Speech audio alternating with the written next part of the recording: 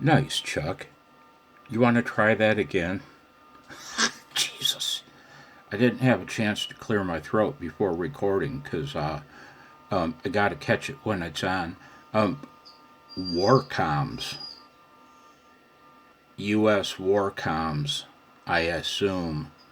This is the second time I've heard it.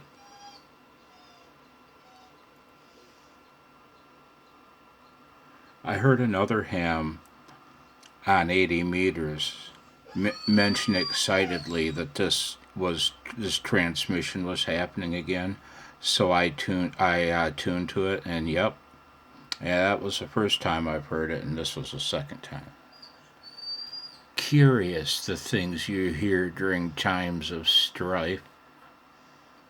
I love high HF radio.